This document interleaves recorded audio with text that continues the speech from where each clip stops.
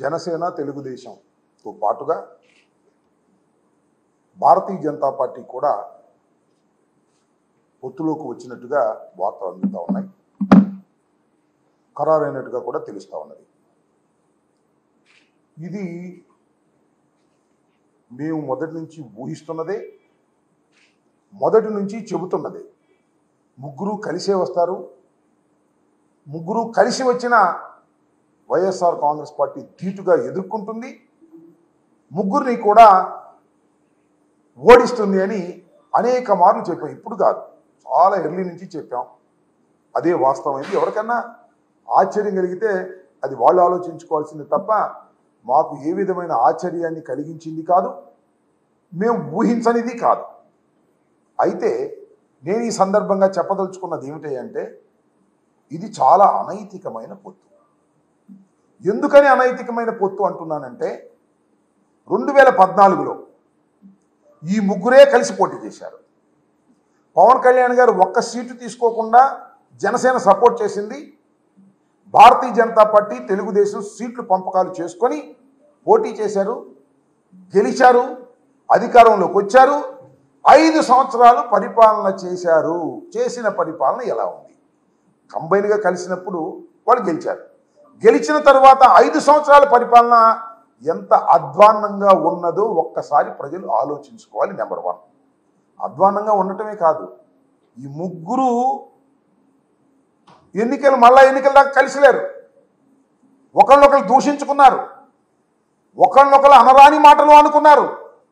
పవన్ కళ్యాణ్ గారు భారతీయ జనతా పార్టీని దూషించాడు, భారతీయ జనతా పార్టీ తెలుగుదేశాన్ని దూషించింది, తెలుగుదేశం అయితే భారతీయ జనతా పార్టీని ఆనకూడని మాటలు అంది. వ్యక్తిగతంగా మోడీని కూడా విమర్శించింది.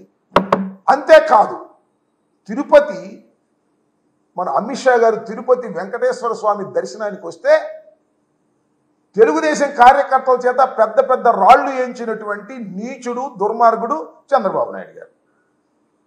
మోడీ గారు ఇక్కడ బహిరంగ సభ పెడితే నల్ల చొక్కాలు వేసుకోవడం కాదు, నల్ల బెలూన్లు ఎగరేశాడు.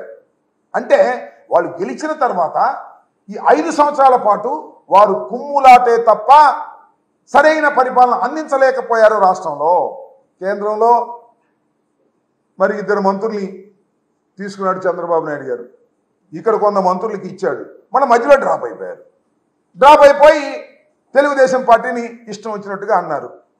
మరి పవన్ కళ్యాణ్ గారు అయితే పాచిపోయిన లడ్డు ఇచ్చింది అని కాకినాడలోనే చాలా సుదీర్ఘమైనటువంటి ఉపన్యాసం చెప్పి పాచిపోయిన లడ్డు కింద తెలుగుదేశం పార్టీని, భారతీయ జనతా పార్టీని విమర్శించినటువంటి ఘనుడు.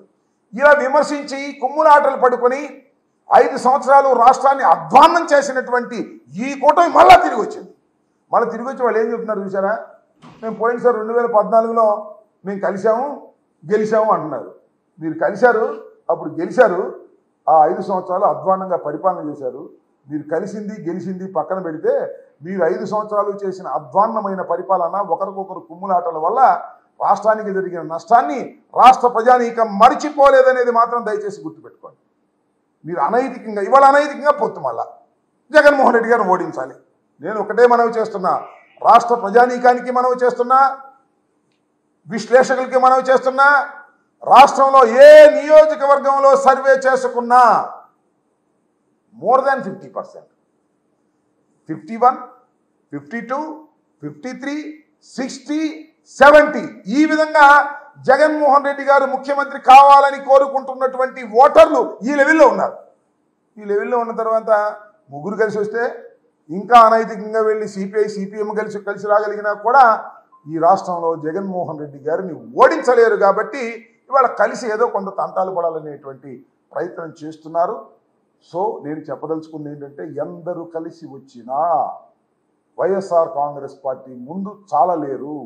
కారణం జగన్మోహన్ రెడ్డి గారి చిత్తశుద్ధి పరిపాలన, జగన్మోహన్ రెడ్డి గారు సంక్షేమ కార్యక్రమాలు, అభివృద్ధి కార్యక్రమాలు, ప్రజల గుండెల్లో గుడిగట్టుకున్నాడు జగన్మోహన్ రెడ్డి గారు. అలాంటి జగన్మోహన్ రెడ్డి గారిని ఓడించడానికి ఎన్ని శక్తులు కలిసినా సాధ్యం కాదు అనే విషయాన్ని దయచేసి గుర్తుపెట్టుకోమని మనం చేస్తున్నాం. ఇక రెండో అంశం ఏంటంటే, పాపం పవన్ కళ్యాణ్ గారు సీఎం అని చాలా సందర్భాల్లో పాపం ప్రజలంటే సుమారుగా మా కమ్యూనిటీ వారే. ఇప్పుడు ముఖ్యమంత్రి కాలేదు, చిరంజీవి గారు కూడా ముఖ్యమంత్రి కాలేకపోయాడు, పార్టీ పెట్టి వెళ్ళి కాంగ్రెస్లో విలీనమై కేంద్రంలో మంత్రి అయ్యి ఆయన సాధించుకున్నాడు. పవన్ కళ్యాణ్ చాలా మొండిగా ఉన్నాడు, ఆయనైనా ముఖ్యమంత్రి అవుతాడు అని సీఎం అని గొంతు చించుకుని అరిచిన వాళ్ళు ఇవాళ ఏం చెప్తారని అడుగుతా ఉన్నా. నాకు అందుతున్న వార్తలు నిజమైతే సబ్జెక్ట్ టు ది కరెక్షన్, ఆయన అసెంబ్లీ పోటీ చేయండి, పార్లమెంట్కి పోటీ చేస్తాడు అంటే తన అన్నలాగా భారతీయ జనతా పార్టీ దేశవ్యాప్తంగా గెలిస్తే, ఈయన కాకినాడలో గెలిస్తే కేంద్ర మంత్రి అవుతాడు, అంతే కదా. మొత్తానికి చంద్రబాబు పవన్ కళ్యాణ్ మరి ఏం చేసుకున్నారో నాకు తెలియదు, కానీ చంద్రబాబు లోకేష్ కలిసి ఈ రంగం నుంచి పవన్ కళ్యాణ్ గారిని పక్కకి నెట్టేశారు. ముఖ్యమంత్రి రేసులో ఇంకా పవన్ కళ్యాణ్ లేడు, రాడు. భవిష్యత్తులో ఏమన్నా వస్తే వస్తాడేమో మనం చెప్పలేము. చాలా తెలివిగా లోకేష్ ఏదో పప్పు అనుకుంటున్నాం, కానీ ఇట్లాంటి కుట్రలో మాత్రం ఈ తుప్పు కుట్రలో చంద్రబాబు నాయుడు మనస్తత్వం ఉన్నట్టుంది. చక్కగా మన పవన్ కళ్యాణ్ గారిని రాష్ట్రంలో ఎమ్మెల్యేగా నిలబడితే ఇప్పటికైనా ఏమైనా ఇబ్బంది అవుద్దని ఆయన చక్కగా కేంద్రానికి నెట్టేసేటువంటి కార్యక్రమం చేశారు. దీన్నో వాళ్ళు సక్సెస్ అయ్యారు. పవన్ కళ్యాణ్ గారు మాత్రం పాపం దెబ్బతిన్నాడనేది నా యొక్క అభిప్రాయం. చివరికి పవన్ కళ్యాణ్ గారికి ఎన్ని ఇచ్చారు? 24. 3 పార్లమెంట్ అన్నారు, 3 కూడా కాదంటారు, 2 అంటున్నారు. ఇప్పుడు మరి ఎంతవరకు నిజమో నాకు తెలియదు.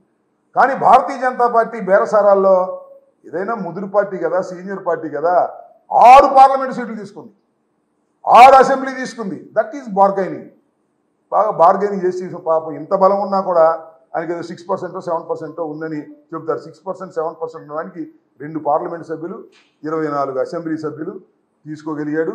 వాళ్ళకి 0.0 ఉందో 0.2 ఉందో మరి 1% ఉందో ఎంత ఉందో తెలియదు, కానీ పెద్దగా ఏమీ లేదు. వాళ్ళు 6 పార్లమెంట్ సీట్లు సాధించుకోగలిగారంటే వాళ్ళ వరకు వాళ్ళు బాగానే బేరసారాలు చేస్తున్నారు. ఏది ఏమైనప్పటికీ కూడా ఎంతమంది కలిసినా కలిసికట్టుగా వచ్చినా వైఎస్ఆర్ కాంగ్రెస్ పార్టీని ఎవ్వరూ ఏమీ చేయలేరు. 175 సీట్లు కూడా మేము గెలిచి, 25 పార్లమెంట్ సీట్లు కూడా గెలిచి ఈ రాష్ట్రంలో జగన్మోహన్ రెడ్డి గారు అధికారంలోకి వస్తాడు. 25 మంది పార్లమెంటు సభ్యుల్ని కూడా కేంద్రానికి పంపుతారు అనేటువంటి విశ్వాసం మాకున్నది. దీనిలో ఏమీ తేడా రాదని కూడా ఈ సందర్భంగా నేను మనవి చేస్తూ ప్రజలకు మరోసారి చెప్తున్నా, ఇది అనైతికమైన పొత్తు. ఈ పొత్తులో ఉన్న ముగ్గురు కొట్టుకున్నారు, తిట్టుకున్నారు, రాళ్ళు వేసుకున్నారు, బెలూన్లు ఎగరేసుకున్నారు, పాచి లడ్డూలు అన్నారు. జగన్మోహన్ రెడ్డి గారిని చూసేటప్పటికి అందరూ ఏకమైపోయారు. అంటే how Jaganmohan Reddy is strong, ఎంత బలంగా గ్రౌండ్లో జగన్మోహన్ రెడ్డి గారు ఉన్నాడో అర్థం చేసుకోండి. తిట్టుకున్న వాళ్ళు, కొట్టుకున్న వాళ్ళు, బెలూన్లు ఎగరేసిన వాళ్ళు, జుట్లు పట్టుకున్న వాళ్ళు అందరూ కలిసికట్టుగా రాకపోతే జగన్మోహన్ రెడ్డి గారి చెంతకు కూడా రాలేమనేటువంటి దృక్పథంతో ఉండి ఇవాళ ఈ అనైతికమైన పొత్తుకు వెళ్ళారు. ఇంకా చాలా చిత్రమైన విషయం ఏంటంటే, నాకు అనిపించేది చాలా మంది కుర్రోళ్ళకి తెలియదు, చంద్రబాబు నాయుడు గారి గురించి అప్పుడప్పుడు చక్రం తిప్పాడు సెంటర్లో అని. ఏం తిప్పాడు చక్రం ఇవాళ సెంటర్లో? ఎన్టీ రామారావు గారు చెప్పాడు, తెలుగు వారి ఆత్మగౌరవాన్ని ఢిల్లీలో తాకట్టు పెట్టకుండా ఉండటం కోసమే నేను తెలుగుదేశం పార్టీ పెట్టానన్నాడు. ఇవాళ ఏం చేశాడు చంద్రబాబు? నాకు అర్థం కాల. 3 రోజులైందో 4 రోజులైందో వెళ్ళి కనీసం మోడీ ఇంటి ముందు కూడా కాదు, అమిత్ షా ఇంటి ముందు పడిగాపులు కాశాడు. అమిత్ షా కాళ్ళ మీద పడ్డారు ఇద్దరు, దత్తపుత్రుడు దత్త తండ్రి ఇద్దరు అక్కడ పడిగాపులు కాసేటటువంటి పరిస్థితి వచ్చింది. అంటే తెలుగువారి ఆత్మగౌరవాన్ని ఢిల్లీకి తాకట్టు పెట్టేటటువంటి స్వభావం కలిగిన వాడు నారా చంద్రబాబు నాయుడు అనేది చాలా స్పష్టంగా అర్థమవుతుంది. ఎంత మోసగాడంటే చంద్రబాబు నాయుడు గారు, నేను చాలా సందర్భాల్లో చెప్తూ వచ్చా, చంద్రబాబు నాయుడు అందితే జుట్టు, అందకపోతే కాళ్ళు. ఇంతకన్నా పచ్చి ఉదాహరణ కావాలా? అందినప్పుడు జుట్టు పట్టుకున్నాడు, గడ్డలేసాడు, బెలూన్లు ఎగరేసాడు. మోడీ ఆంధ్రాకి రావడానికి వీల్లేదన్నాడు. మోడీ ప్రత్యేక హోదా ఇవ్వకోకుండా మోసం చేశాడని తర్వాత చెప్పాడు ముందు తీసుకుని. అప్పుడు జుట్టు దొరికింది, జుట్టు పట్టుకుని పీకడానికి ప్రయత్నం చేశాడు. ఇవాళ జుట్టు దొరకల, కాళ్ళ మీద పడుతున్నాడు.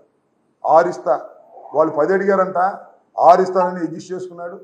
6 అసెంబ్లీ సీట్లు ఇస్తా అన్నాడు. నువ్వేం చెప్తే అది వింటానని అక్కడే పడిగాపులు కాసినటువంటి పెద్ద మోసగాడు. అలాంటి మోసగాడిని నమ్మి జనం ఓట్లేస్తారు అనుకోవడం లేదు. ఒకటే ఇప్పుడు చాలా క్లియర్ పిక్చర్.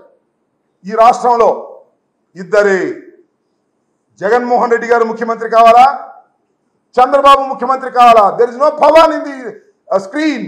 వీళ్ళిద్దరిలో ఎవరు ముఖ్యమంత్రి కావాలని రాష్ట్ర ప్రజానీకం తెలుసుకోవాల్సినటువంటి అవసరం ఉంది, తేల్చుకోవాల్సినటువంటి అవసరం కూడా ఉంది. చంద్రబాబు కావాలంటే సైకిల్కి ఓటేయండి, జగన్మోహన్ రెడ్డి కావాలంటే ఫ్యాన్కి ఓటేయండి. ఈ రాష్ట్రంలో జగన్మోహన్ రెడ్డి తిరిగి మళ్ళా ముఖ్యమంత్రి కావాలని రాష్ట్ర ప్రజానీకం అత్యధికులు కోరుకుంటున్నారు. కాబట్టి పిక్చర్లో ఏమి లేదు. జగన్మోహన్ రెడ్డి గారి 175 గెలుచుకొని అధికారంలోకి రాబోతున్నాడనే విషయాన్ని చాలా స్పష్టంగా ఈ సందర్భంగా చెప్పదలుచుకున్నాను.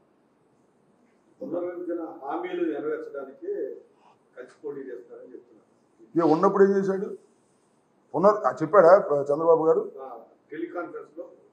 పునర్విభజన హామీలు నెరవేర్చడం కోసమే నేను వారితో పొత్తు పెట్టుకున్నాను అని చెప్పాడని అంటున్నారు. ఇది నిజమైతే నేను మనవి చేస్తున్నా, నువ్వేం చేసే పునర్విభజన హామీల కోసం నువ్వు వాళ్ళతో పాటే పనిచేసావుగా. 3 సంవత్సరాలు 4 సంవత్సరాల్లో మంత్రులుగా కూడా ఉన్నారుగా మీ వాళ్ళు. నువ్వు కూడా వాళ్ళ మంత్రులుగా పెట్టుకున్నావుగా. అప్పుడు సాధించలేని వాడి ఇప్పుడు సాధిస్తావా అని అడుగుతా ఉన్నా. ఇవన్నీ మోసం, ప్రజల్ని మోసం చేసేటటువంటి కార్యక్రమాలు చేయడం కోసం ఇలాంటి మోసపు మాటలు మాట్లాడటం చంద్రబాబు నాయుడు గారికి అలవాటు. నేను ఒకటే మనవి చేస్తున్నా, చంద్రబాబు నాయుడు గారు ఏ హామీ ఇచ్చినా నెరవేర్చడని ప్రజల్లో నానుడి, జగన్మోహన్ రెడ్డి గారు హామీ ఇస్తే నెరవేరుస్తాడని నానుడి. కాబట్టి దీన్ని బట్టి అర్థం చేసుకోవాల్సింది ఏంటంటే, జగన్మోహన్ రెడ్డి గారు ఏమి హామీలు ఇస్తారు అని ఎదురు చూస్తున్నారు తప్ప చంద్రబాబు నాయుడు గారు ఏమి హామీలు ఇస్తారని ఎవడు ఎదురు చూడలేదు. ఎందుకంటే ఏ హామీ ఇచ్చినా నెరవేర్చడు, మోసగాడు. జగన్మోహన్ రెడ్డి గారు హామీ ఇస్తే నెరవేరుస్తాడు. కాబట్టి జగన్మోహన్ రెడ్డి గారి మేనిఫెస్టోకి కానీ జగన్మోహన్ రెడ్డి గారి హామీలకు కానీ విలువలు ఉన్నాయి. చంద్రబాబు మేనిఫెస్టోకి చంద్రబాబు యొక్క హామీలకి విలువ 0. చంద్రబాబు నాయుడు గారి మాట నమ్మే పరిస్థితుల్లో ఎవరూ లేరు. ఎవరి స్వార్థం కోసం వాళ్ళు గెలిచారు. బీజేపీ వాళ్ళు ఏదో 6 సీట్లు పోటీ చేస్తే ఏదైనా 1-6 గెలుస్తామని వాళ్ళ ఆశ, పవన్ కళ్యాణ్ ఏమో సెంటర్లో గెలిస్తే సెంటర్లోకి వెళ్దామని ఆశ, చివరికి కాపులు పెట్టుకున్న ఆశ అడియాశలయ్యింది. ఈ రాష్ట్రంలో ముఖ్యమంత్రిగా పవన్ కళ్యాణ్ని చేద్దామని తాపత్రయపడిన కాపులు ఆశలు అడియాశలైనటువంటి ఈ సందర్భంలో రాష్ట్రంలో ఉన్నటువంటి కాపు ప్రజానీకం అందరూ కూడా జగన్మోహన్ రెడ్డి గారికి ఓటు వేయడానికి సిద్ధంగా ఉన్నారని నేను నమ్ముతున్నాను. ఎందుకంటే నేను అనేక సందర్భాల్లో చెప్పాను, అనేక సార్లు చెప్పాను, పవన్ కళ్యాణ్ అనే వ్యక్తికి రాజకీయాలు తెలియవని, పవన్ కళ్యాణ్ని నమ్ముకొని రాజకీయాల్లో మీరు ప్రవేశించి ఆయన ఎమ్మట తిరిగితే కుక్క తోక పట్టుకొని గోదావరి ఈదిన చందంగానే ఉంటుంది తప్ప మీకు ఏ విధమైన ప్రయోజనము ఉండదని నేను చాలా స్పష్టంగా చెప్పాను. 24 సీట్లు తీసుకున్నాడు, ఎవరిని ఎక్కడ పెట్టాలో తెలియదు, గందరగోళం. బలం ఉన్న చోటేమో వాళ్ళని పెడతాడు, బలహీనంగా ఉన్న చోటేమో వీళ్ళని పెట్టుకుంటారు.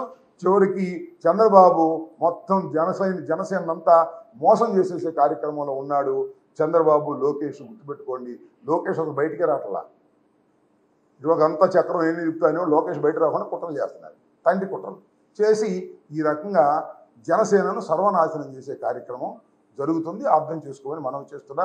అందరూ కూడా జన సైనికులు కూడా ఆలోచన చేసుకొని కుక్కతోక పట్టుకొని గోదావరి ఎదుకోకుండా జగన్మోహన్ రెడ్డి గారు ఇచ్చిన మాట నిలబెట్టుకునేటటువంటి స్వభావం కలిగిన వాడిని నమ్ముకుంటే ఏదైనా ఉపయోగం ఉంటుందని ఆ జన సైనికులకి, కాపు సోదరులకి సవినయంగా నేను మనవి చేస్తున్నాను. ఎన్నోసార్లు చెప్పాను, నా మాట నమ్మలేదు, ఇప్పుడు నమ్ముతున్నారని నాకు తెలుసు. ఎందుకంటే రాంబాబు గారు చెప్పింది నిజమేరా బాబు, ఆయన మొట్టమొదటి నుంచి చెబుతున్నాడు అనేది చాలామంది నాకు ఫోన్లు చేసుకొని చెబుతారు. మీరు మొట్టమొదటి చెప్పింది అయిందండి అని గోదావరి జిల్లాల నుంచి కూడా ఫోన్ చేసి చెప్తున్నారు. మీరేం చెప్పారు అదే అయిందని మా కొంప ముంచేశాడు చంద్రబాబు నాయుడు గారు పవన్ కళ్యాణ్ కలిసి అని చెప్తున్నారు. కాబట్టి దయచేసి ఆంధ్ర రాష్ట్ర ప్రజానీకం రేపు జరగబోయే ఎన్నికల్లో ఆలోచించి నిర్ణయాలు తీసుకోవాల్సిందిగా కోరుతున్నాను.